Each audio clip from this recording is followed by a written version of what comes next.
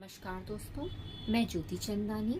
आज हम नेट के सिलेबस में जो कहानी है पिता, उसका वाचन करेंगे और उससे जुड़ी हुई जो कुछ मुख्य तथ्य हैं उसको मैं आपको बताऊंगी। आशा है आपको पसंद आएगा। तो शुरू करते हैं। कहानी का नाम है पिता, जिसे लिखा है ज्ञान रंजन जी ने। व्यंग्यात्मक कथात्मक शैली में लिखी गई ज्ञान रंजन द्वारा रचित पिता कहानी सर्वप्रथम 1965 में प्रकाशित हुई। इनके मुख्य पात्र कथानायक और पिता हैं। मतलब इसमें जो मुख्य पात्र है वो कथानायक है जो कथा लिख रहे हैं, और दूसरा पिता जो मुख्य भूमिका में है। ऐसे गौड़ भूमिका में भी लोग हैं। ज्ञान रंजन की बेहद मशहूर कहानी पिता वृद्ध विमर्श की एक अविस्मरणीय कहानी है।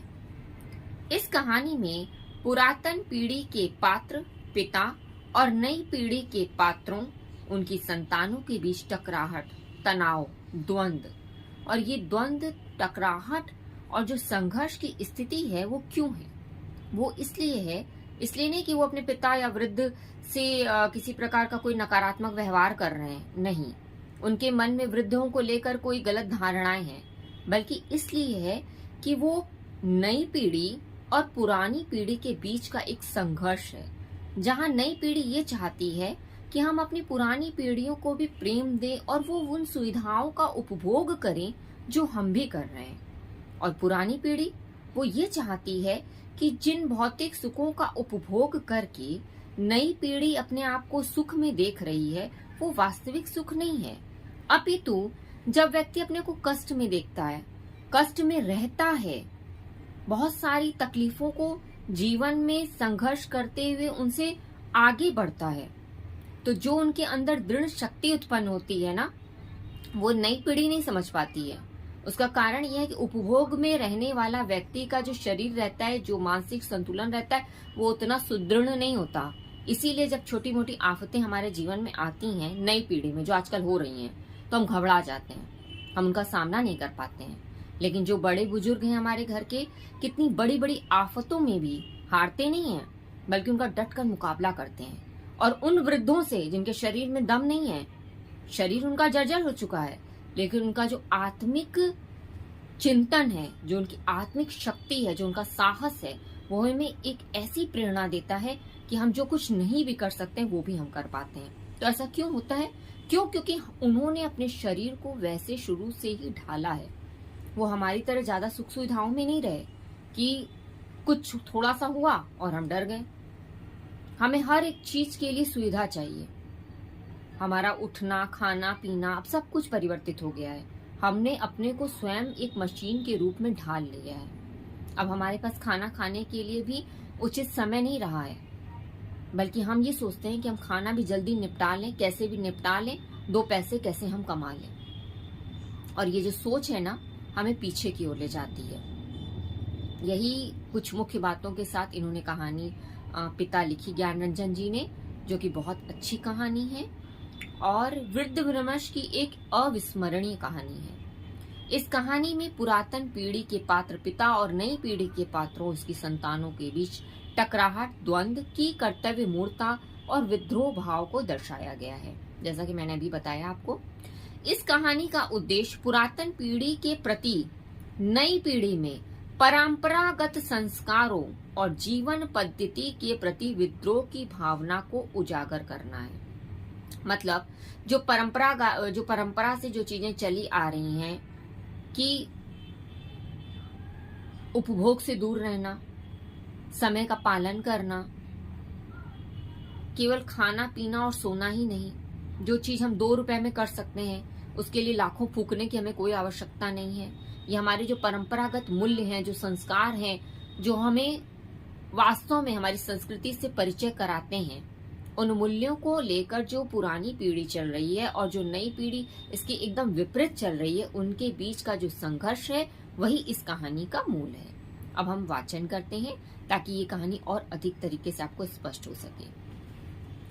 उसने अपने बिस्तर का अंदाज लेने के लिए मात्र आध पल को बिजली जलाई। बिस्तर फर्श पर बिछे हुए थे। उसकी स्त्री ने सोते सोते ही बड़बड़ाया, आ गए? और बच्चे की तरफ करवट लेकर चुप हो गई। लेट जाने पर उसे एक बड़ी डकार आती मालूम पड़ी, लेकिन उसने डकार ली नहीं। उसे लगा ऐसा करने से उस चुप्पी में खलन पड़ जाएगा जो चारों तरफ भरी है, और काफी रात गए ऐसा होना उचित नहीं है। अभी घनश्याम नगर के मकानों के लंबे सिलसिलों के किनारे किनारे सवारी गाड़ी धड़धड़ाती हुई गुजरी। थोड़ी देर तक एक बहुत साफ भागता हुआ शोर होता रहा। सर्दियों में जब यह गाड़ी गुजरती है तब लोग एक प्रहर ही खासी नींद ले चुके होते हैं। गर्मियों में 11:30 का कोई विशेष मतलब नहीं होता। यूं उसके घर में सभी जल्दी सोया करते, जल्दी खाया और जल्दी उठा करते। आज बेहद गर्मी है। रास्ते भर उसे जितने लोग मिले उन सब ने उससे गर्म और बेचैन कर देने वाले मौसम की ही बात की। कपड़ों की फजीहत हो गई, बदवासी, चिपचिपाहट और थकान है। मतलब जैसा गर्मियों के दिनों में होता है, ज्यादा पसीना आता है, चिपचिपाहट हो जाती है। कपड़ों की फजीहत हो गई, बदवासी, चिपचिपाहट और थकान हो गई। अभी जब सवारी गाड़ी शोर करती हुई गुजरी तो उसे ऐसा नहीं लगा कि नींद लगते लगते टूट गई हो, जैसा जाड़ों में प्राय लगता है, बल्कि यूं लगा कि अगर सोने की चेष्टा शुरू नहीं की गई तो सचमुच देर हो जाएगी। उसने जम्हाई ली। पंखे की हवा बहुत गर्म थी और वह पुराना होने की वजह से चिढ़ाती सी आवाज कर रहा था।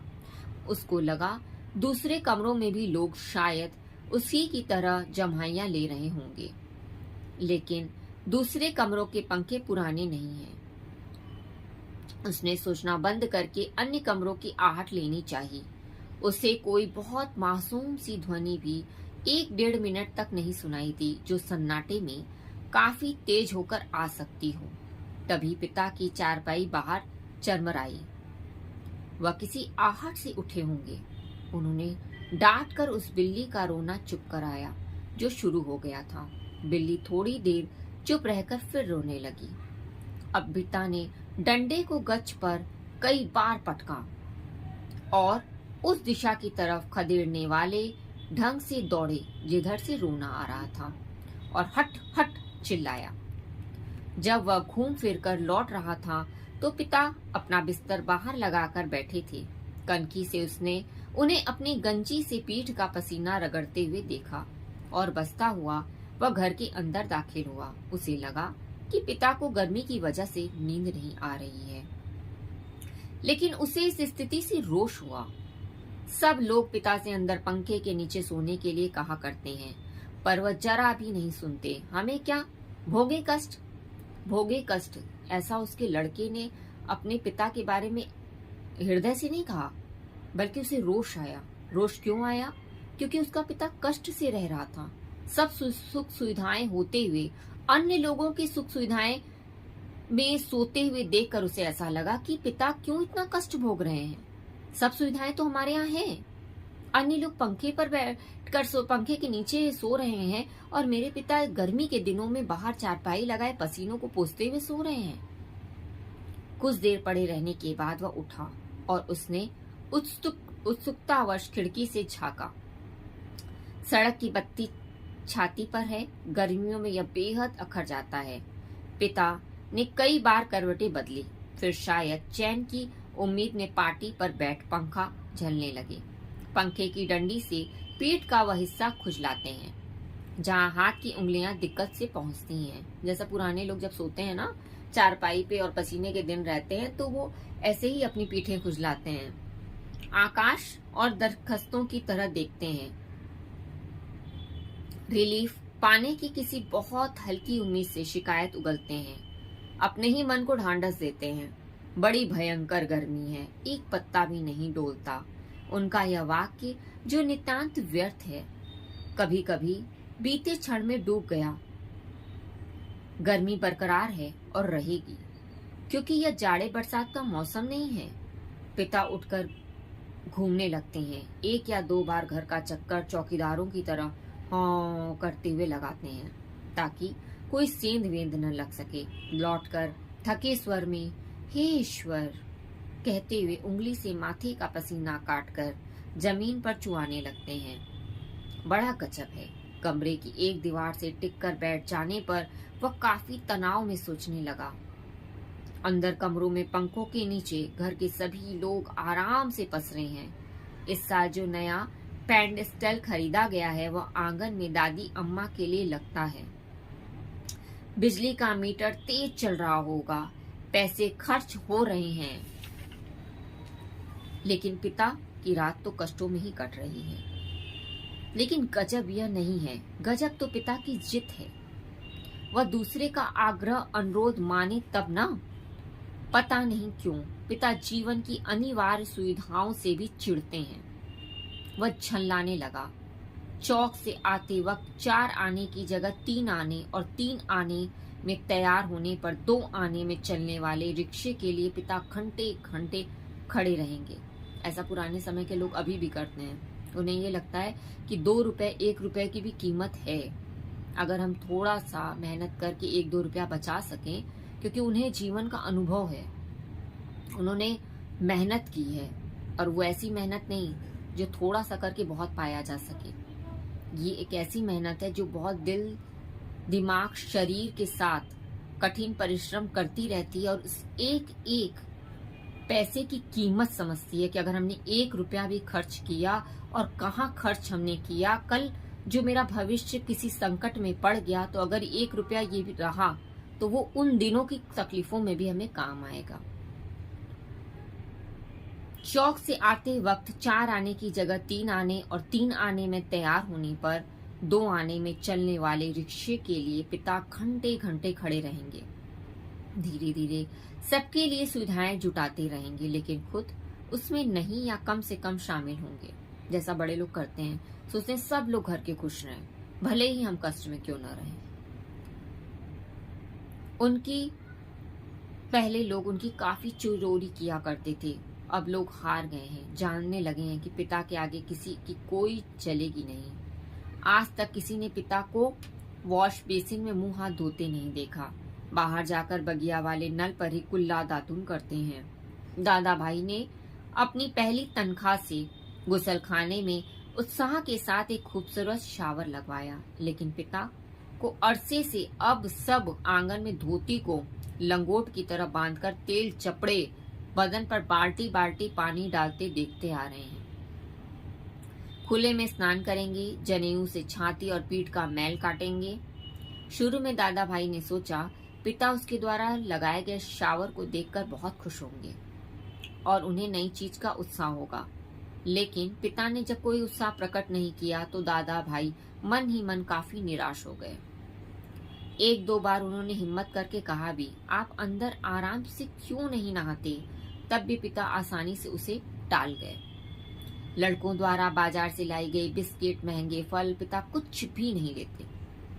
कभी लेते भी तो बहुत नाक भौं सिकोड़ कर उसके बेस्वाद होने की बात पर शुरू में भी जोर देने लगते। अपनी अमावट, गजक और दाल रोटी के अलावा दूसरों द्वारा लाई गई चीजों की श्रेष्ठता से वह कभी प्रभावित नहीं होते। वह अपना हाथ पांव जानते हैं, अपना अर्जन, और उसी में उन्हें संतोष है। वे पुत्र जो पिता के लिए कुल्लू का सेब मंगाने, दिल्ली एम्पोरियम से बढ़िया धोतियां मंगाकर उन्हें पहनाने का उत्साह रखते थे, अब तेजी से पिता विरोधी होते जा रहे हैं। सुखी बच्चे भी अब गाहा बगाए मुंह खोलते हैं और क्रोध उगल देते हैं। लद लद बाहर आम की 2 सीकरों के लगभग एक साथ गिरने की आवाज आई। वह जानता है पिता आवाज से स्थान साधने की कोशिश करेंगे। टटोलते टटोलते अंधेरे में आम खोजेंगे और एक थाली गमले में इकट्ठा करते जाएंगे। शायद ही रात में 1-2 आम उनसे चूक जाएं, ढूंढने पर भी नहीं मिले, जिनको सुबह पा जाने के संबंध में उन्हें रात भर संदेह होता रहेगा। 1-2 जो आम अगल बगल गिर जाएंगे, वो सुबेरे उन्हें मिलेंगे या नहीं, इस संदेह से वो रात भर परेशान रहेंगे। दीवार से काफी देर तक टके रहने से उसकी पीठ दुखने लगी। नीचे रीढ़ की कमर वाले हिस्से में रक्त की चेतना बहुत कम हो गई। उसने मुद्रा बदली।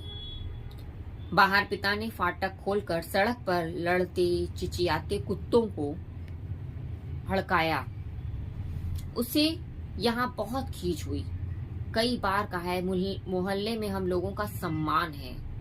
चार भले लोग आया जाया करते हैं। आपको अंदर सोना चाहिए, ढंग के कपड़े पहनने चाहिए, चौकीदारों की तरह रात भर पहरा नहीं देना चाहिए, जो कि बहुत भद्दा लगता है। लेकिन पिता की अड़ में कभी कोई झोल ही नहीं आता। उल्टा सीधा पता नहीं कहाँ किस दर्जी से कुर्ता कमीज सिलवा लेते हैं। टेढ़ी जेब, सदरी के बटन ऊपर नीचे लगा, सभा सोसाइटी में चले जाएंगे। घर भर को बुरा लगता है, क्योंकि सब नई पीढ़ी के हैं, नई सोच के हैं। लोगों के बोलने पर पिता कह देते, आप लोग जाइए ना भाई, कॉफी हाउस में बैठी झूठी वैनिटी के बेयरा को ट्रिप कीजिए, रहमान के यहाँ 1.5 रुपए वाला बाल कटाइए, मुझे क्यों कहते हैं। लोगों का बोलना चुटकी भर में धरा रह जाता। पिता वैसे तो चुप रहते, लेकिन जब बात बहस में उन्हें खींचा आ जाता तो काफी करारी और हिंसात्मक बात कह जाते। उल्टे उन्हें घेरने वाले हम भाई बहन अपराधी बन जाते। कमरे से पहले एक भाई खिसकेगा, फिर दूसरा, फिर बहन और फिर तीसरा। चुपचाप सब खींचे हारे खिसकते रहेंगे। अंदर फिर माँ जाएगी और पिता, विजयी पिता, कमरे में गीता पढ़ने लगेंगे या झोला लेकर बाजार सौदा लेने चले जाएंगे। होता हमेशा यही है। सब मन में तय करते हैं आगे से पिता को नहीं घेरेंगे, लेकिन थोड़ा समय गुजरने के बाद फिर लोगों का मन पिता के लिए उमड़ने लगता है। क्योंकि घर का कोई सदस्य अगर कष्ट में रहे और आप सुख सुविधाओं का भोग करें तो तकलीफ तो होती है ना, कि वो भी घर का जो सदस्य है वो भी तो इस घर का ही है ना, वो इतने कष्ट को क्यों झेले। जबकि मीटर का बिल अच्छा खासा आ ही रहा है, सब मजे से रह ही रहे हैं, सब शॉवर से नहा रहे हैं, तो ये इतनी तकलीफों को क्यों सहें। लेकिन ये सोच का अंतर है। लोग मौका ढूंढने लगते पिता को किसी प्रकार अपने साथ सुविधाओं में थोड़ा बहुत शामिल कर सकें, पर ऐसा नहीं हो पाता। वह सोचने लगा, भूख के सामने खाते समय होने वाली व्यथासरी की किसी स्थिति में हम रहा करते हैं। यद्यपि अपना खाना हम कभी स्थगित नहीं करते, फिर भी पिता की अस्वीकृति के कारण व्याकुल और अधीर तो है ही। पिता अद्भुत हैं, विचित्र हैं, वह सोचते हुए उठा। कमरे में घूमने या सिगरेट पी सकने की सुविधा नहीं थी, अन्यथा वह वैसा ही करता। उसे सो जाने की इच्छा की और उसने अपने को असहाय पाया। शायद नींद नहीं आ सकी। ये सब बातों को वो इतना गंभीरता से सोच रहा था कि उसे नींद नहीं आ रही थी। यह ख्याल उसे घबराने लगा। पिता अद्भुत हैं, विचित्र हैं, यह बात वह भूल नहीं रहा था। पिछले जाड़ों में अपने लोभ को कुचलकर वह मुश्किल एक कोट का बेहतरीन कपड़ा पिता के लिए लाया। पहले तो वह उसे लेने को तैयार नहीं हुए, लेकिन माँ के काफी धुड़कने फड़कने से राजी हो गए और उसी खुलदाबाद के किसी लपटू मुल्ला दर्जी के यहाँ सिलवाने चल दिए। सुधीर ने कहा, कपड़ा कीमती है, चलिए एक अच्छी जगह से आपका नाम दिलवा लूं, वह ठीक सिएगा, मेरा परिचित भी है। अभी तक जिस व्यक्ति को लेकर ये बातें हो रही थी, उसका जिसके मन में ये सारे चिंतन चल रहे थे अपने पिता को लेकर, उनका नाम था सुधीर। इनका मतलब सुधीर अपने पिता के विषय में कह रहे थे। इस बात पर पिता ने काफी हिकारत उगली व चिढ़ उठे। मैं सबको जानता हूँ, वही म्युनिसिपल मार्केट के छोटे मोटे दर्जियों से काम कराते हैं और अपना लेबल लगा लेते हैं। साहब लोग, मैंने कलकत्ते के हॉल एंडरसन के सिले कोट पहने हैं अपने जमाने में, जिसके यहाँ अच्छे खासे यूरोपियन लोग कपड़े सिलवाते थे। ये फैशन जिसके आगे लोग चक्कर लगाया करते हैं, उसके आगे पांव की धूल है। मुझे व्यर्थ पैसा नहीं खर्च करना है। कितना परस्पर विरोधी तर्क किया है पिता ने। ऐसा वो अपनी जिद को सर्वोपरि रखने के लिए किया करते हैं, सुधीर ऐसा कहता है। फिर सुधीर ने भी कपड़ा छोड़ दिया। जहां चाहिए सिलवाइए या भाड़ में झोंक आइए, हमें क्या। वह धीरे धीरे बुदबुदाया। ऐसा उसने इसलिए कहा क्योंकि उसे क्रोध आने लगा। ए पिता बाहर अकबकाकर उठ पड़े। शायद थोड़ी देर पहले जो आम बगीचे में गिरा था उसकी आवाज जैसे अब सुनाई पड़ी हो। वह खिड़की के बाहर देखने लगा। किंचित टिका टिका सा, पीठ के पसीने से बनियान चिपक गई थी। बेहद घुटती हुई गर्मी, मन उसका मथा जाता था। बीबी बड़ी आराम से सो रही थी। इसे कुछ पता नहीं, शायद पिता की खाट खाली थी, वह गिरा आम टटोलने के लिए बगिया में घुसे होंगे। पिता कितने विचित्र हैं। लंबे समय से वह केवल 2 ही ग्रंथ पढ़ते आ रहे हैं, एक यंत्रवत नियमवत रामायण और दूसरा गीता। लंबे 35 वर्षों तक अखंड केवल रामायण और गीता। उसके पहले युवा काल में जो कुछ जितना कुछ पढ़ा उन्होंने, उसे कभी भयावह, कभी सम्मानजनक और कभी झूठ लगता, यह देख सोचकर कि कोई व्यक्ति केवल 2 ही पुस्तकों में जिंदगी के 35 वर्षों तक कैसे काट सकता है। तभी उसका बच्चा कुनमुनाकर रोने लगा। किसका बच्चा? सुधीर का बच्चा। उसने तपाक से खिड़की छोड़ी और अपने बिस्तर पर झूठ मूठ सो गया। ऐसा न हो कि देवा बच्चे के रोने से उठ पड़े और उसे संदिग्धावस्था में देख बहुत से बेकार प्रश्नों द्वारा हलकार करना शुरू कर दे। देवा कौन? सुधीर की पत्नी। देवा बच्चे के मुंह में स्तन दे पहले ही से बेखबर हो गई। वह खुद बिस्तरे पर सोता मालूम पड़कर भी जागता रहा। स्तन चूसने की चप चप आवाज आती रही और थोड़ी देर बाद बंद हो गई। उसने तय किया कि वह देवा के बारे में ही कुछ सोचे। किसने? सुधीर ने। अथवा उसके शरीर को छूता रहे। उसने देवा के कुल्ले पर हाथ रख दिया, लेकिन उसे तनिक भी उत्तेजना अपने अंदर महसूस नहीं हुई। उसने थोड़ी देर उत्तेजना की प्रतीक्षा की। अपनी इस हरकत से उसे उप होने लगी और मन भी लांछित करने लगा। बाहर पिता सो या जाग रहे हैं, जैसा भी हो वह बड़े जबरदस्त हैं। इस समय बाहर रहकर बाहरी होते जा रहे हैं। घर के अंदरूनी हिस्सों में लोग आराम से या कम से कम आराम किसी तरह सो तो गए ही होंगे।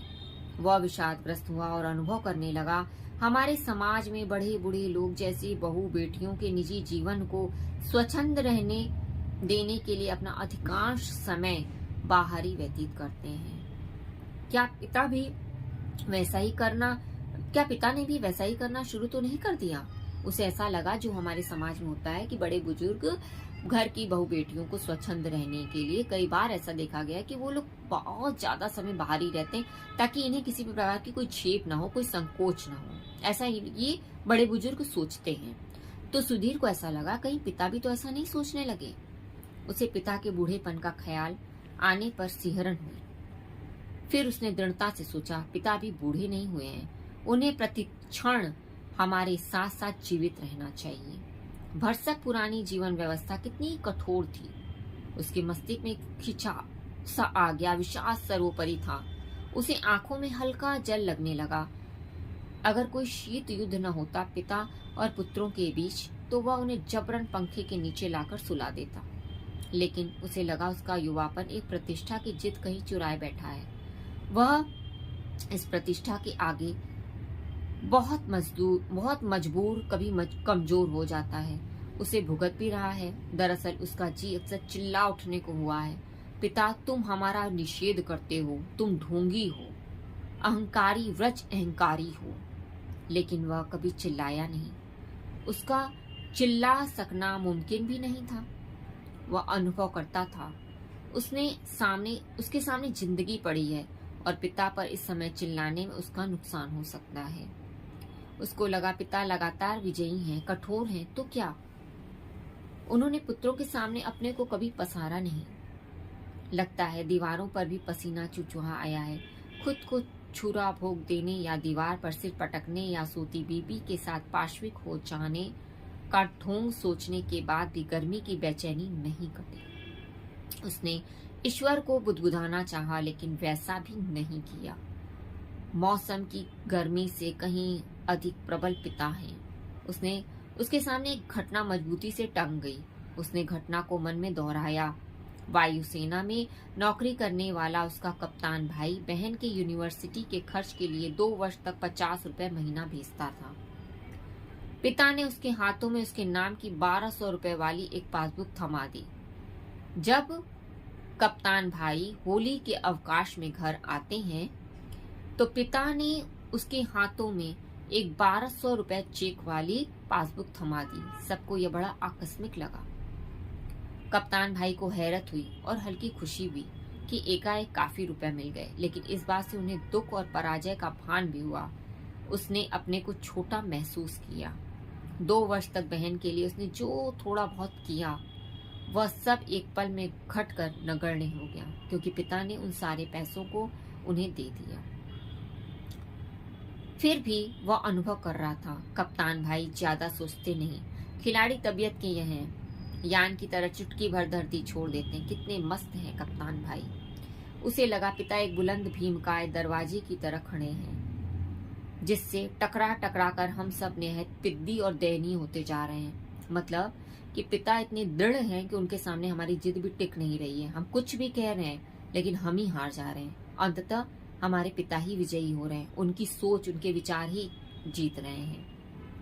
इस घटना को याद करके पिता के प्रति खिन्न हो जाने पर भी उसने चाहा कि वह खिड़की से पिता को अंदर आकर सो रहने के लिए आग्रह पूर्वक कहे, लेकिन वह ऐसा नहीं कर सका। वह असंतोष और सहानुभूति दोनों के बीच असंतुलित भटकता रहा। न लोकशेड से उड़ती इंजनों की शटिंग, न कक्रिप्ट के ग्रैंड ट्रक पर से होकर आती धूमनगंज की ओर इक्के दुक्के लौटते इक्कों के घोड़ों की टापें, झगड़ते कुत्तों की भौं भाग, बस कहीं उल्लू एक गति, एक वजन और विभत्सता में बोल रहा है। रात्रि में शहर का आभास कुछ पलों के लिए सी मर सा गया है। उसको उम्मीद हुई कि किसी भी समय दूर या पास से कोई आवाज अकस्मात उठाएगी, घड़ी टनटना जाएगी या किसी दौड़ती हुई ट्रक का तेज लंबा हॉर्न उठ बजेगा। शहर का मरा हुआ आभास पुनः जीवित हो जाएगा। पूरा शहर कभी नहीं सोता या मरता। बहुत से सोते हुए जान पड़ने वाले भी संक्षिप्त ध्वनियों के साथ लगभग ध्वनिहीनता के बीच जगे होते हैं। रात काफी बीत चुकी और इस समय यह सब सोचना सिवाय सोने के कितना निरर्थक है। शायद पिता औंग गए हैं। करवट बदलने से उत्पन्न होने वाली खाट की चरमराहट, आम टटोलते समय सूखी अधसूखी पत्तियों के कुचलने की आवाज, लाठी की पटक, मकान के फेरे के वक्त की खास खसार, कुत्ते बिल्लियों को हड़काना कुछ सुन नहीं पड़ रहा है। इस विचार से कि पिता सो गए हैं, उसे परम शांति मिली और लगा कि अब वह भी सो सकेगा। उसे ऐसा लगा कि अब पिता सो चुके हैं और इस कारण उसे भी शांति मिली कि अब वो भी सो सकेगा, क्योंकि इन सारी विचारधाराओं को सोचने के कारण उसका मन व्यथित हो रहा था और उसे नींद नहीं आ रही थी। शीघ्र नींद के लिए उसने टकटकी बांधकर पंखे की तरफ देखना शुरू किया। गर्म हवा बावजूद दिन भर की व्यर्थ थकान और सोच विचार से पस्त हो जाने की वजह से वह नींद में चित्त हो गया। थोड़े समय उपरांत वह एकाएक उठ बैठा। उसने चारों तरफ कुछ देख पाने के लिए कुछ क्षणों तक गड़े हुए अंधेरे को घूरा। हुआ यह कि उसे शरीर में एकाएक बहुत गर्मी सी लगी और अजीब सी सरसराहट हुई। शायद पसीने से भीगी टांग पत्नी के बदन से छू गई थी। मुंह में बुरा सा स्वाद भर आया था। किसी बुरी बीमारी के कारण अक्सर ऐसा हो जाया करता है। उठकर उसने 2-3 कुल्ले किए, ढेर सारा ठंडा पानी पिया। इतना सब कुछ वह अर्ध नींद में ही करता रहा। आंगन से पानी पीकर लौटते समय उसने इत्मीनान के साथ खिड़की के बाहर देखा। अब तक नींद और जो थोड़ी बहुत थी वह काफूर हो गई। पिता सो नहीं गए हैं अथवा कुछ सोकर पुनः जगे हुए हैं। मतलब वो पूरी नींद में नहीं है, कुछ सोकर जगे हुए हैं।